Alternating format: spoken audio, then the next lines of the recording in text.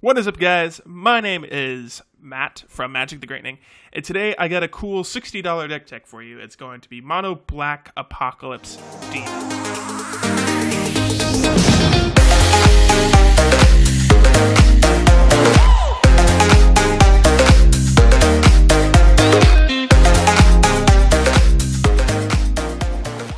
Okay, so this deck is definitely janky, and it's definitely weird. It's a really weird, janky deck that can surprise some people of how strong it can be.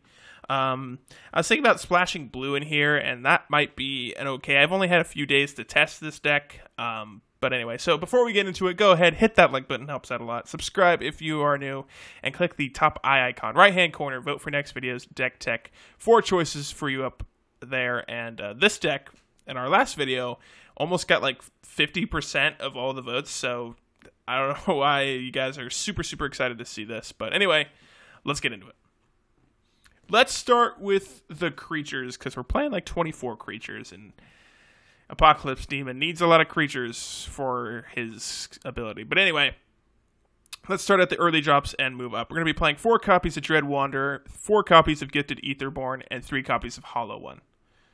So Dread Wanderer is an early 1-drop that can come back from the grave, which is super helpful. Gifted Aetherborn is a very good blocker early in the game, can help push damage. Death Touch Lifelink on a 2-mana 2/3 is super strong. And then Hollow One is surprisingly good. I told you there's a slight like discard, or not discard, but cycling theme in this deck. We have a whole bunch of cards that cycle, Hollow One being one of those. Could just be like a 2-mana, or not a 2-mana, 1-mana or a 3-mana 4/4, which is super strong. We're also playing Abandoned Sarcophagus in the deck, so you can like play this from the grave after you've cycled it. It's pretty cool.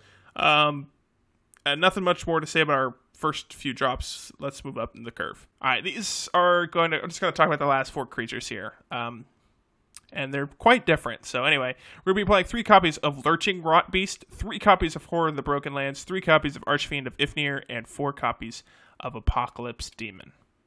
Okay, so a Horror of the Broken Lands and Lurching Rotbeast are strictly in here to cycle away and fill our graveyard. Lurching Rotbeast is a 4-mana 4/2, which is terrible, but he cycles out for 1, and you will only be using him for that, I pretty much promise you, unless you need, like, you're trying to push damage or something. Horror of the Broken Lands is probably the stronger card of the 2, and you might want to flip it around where it's a 4 and a 2 of, but this is a 5-mana 4/4 that says whenever you cycle or discard a card, Horror of the Broken Lands gets +2/+1 until end of turn, which is decent. It's a good, strong body, but most of the times, again, we'll be cycling him out for 1 mana. And then we're playing Archfiend of Ifnir because we have a whole bunch of cards with cycling. Yeah, we have Hollow One, Horror, Lurching Rotbeast, and other Archfiends. Good, like, sweeper kind of thing. Also cycles out if you need lands early or something like that. So definitely felt like this is a worthy 3 of in the deck. Also, it's just a huge like 5-mana 5/4 flyer, which don't underestimate because that could be super strong. And of course, the card that this deck is named after and built around is the Apocalypse Demon, a 6-mana flyer that says Apocalypse Demon's power and toughness are equal to the number of cards in your graveyard. At the beginning of your upkeep, tap Apocalypse Demon unless you sacrifice another creature. You really do need another creature to sacrifice. We have Scrap Heap in the sideboard if you're having trouble with that. But Dread Wanderer is probably the best thing to sacrifice to this. So yeah, having multiple of these out is pretty insane. Our sideboard, our graveyard, we're not just focusing on milling ourselves constantly. Just by playing the game of Magic, you'll have 4, 5, 6, 7, 8, 10, 15 cards in your graveyard. You know, we have cyclers that help us do that. We have Liliana that's going to help us mill stuff. Just overall, by playing Magic, by turn 6, you should have a relatively large amount of cards in your graveyard. And then, if you splash blue in this, you can play things like Minister of Inquiries or anything to help mill yourself. But I feel like that's just not strong. I've seen a lot of people run red in this deck too for like Cathartic Reunion. But anyway, getting off topic here. I felt like we could just stay mono black, stay simple. Just a huge flyer, and if we can get through for damage, can win us the game. Okay, those are our creatures. Again, our main win condition is basically Archfiend and Apocalypse Demon. But let's move to our non-creature spells here. let's go over everything but our removal. We're going to be playing 2 copies of Abandoned Sarcophagus, 2 copies of Key to the City, and 3 copies of Liliana Death's Majesty. Okay, so we're not actually playing any zombies in the deck, so the Liliana's ultimate is not going to be super, super relevant.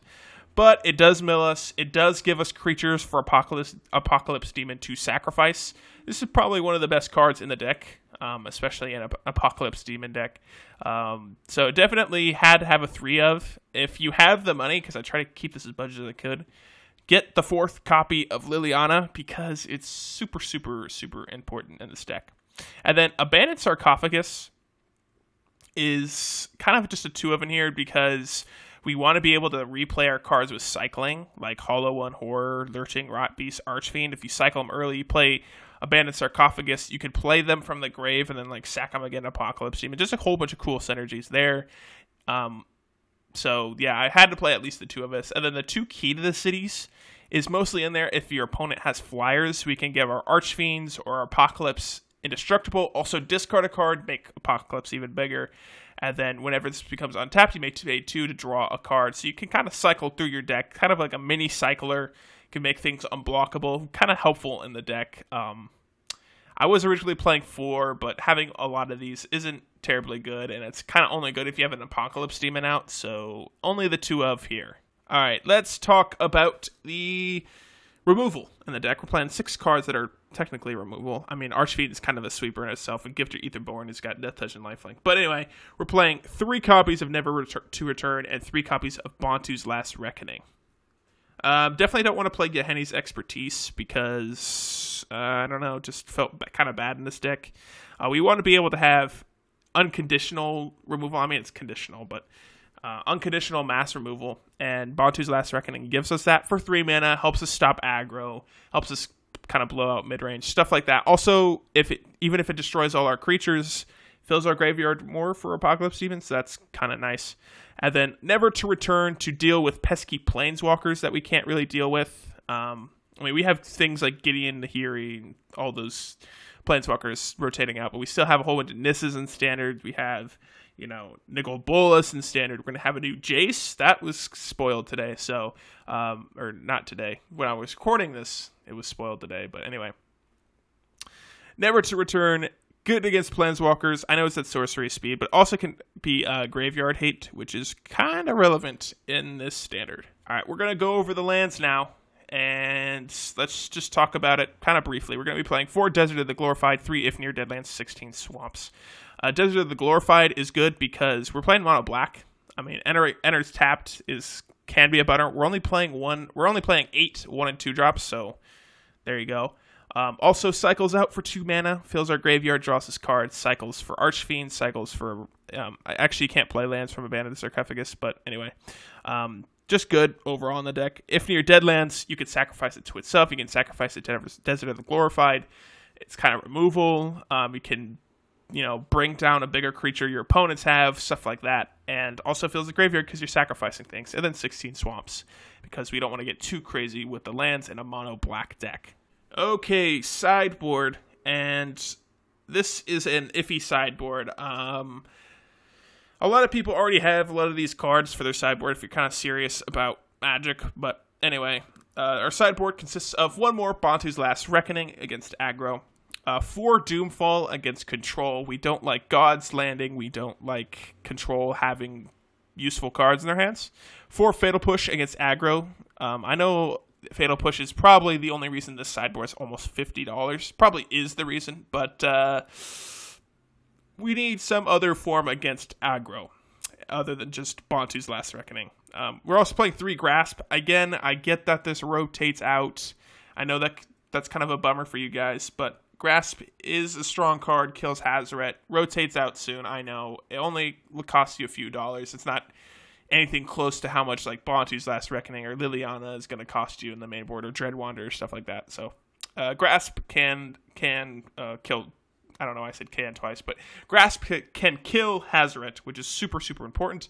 Also early game removal. And then 3 Scrap Heap Scrounger, like I said earlier, just in case, again, you want to start, make this an aggressive deck. If you're playing against Control, Scrap Heap Scrounger is good. Also comes back from the grave, so you can keep sacrificing it to Apocalypse Demon. That's also really good.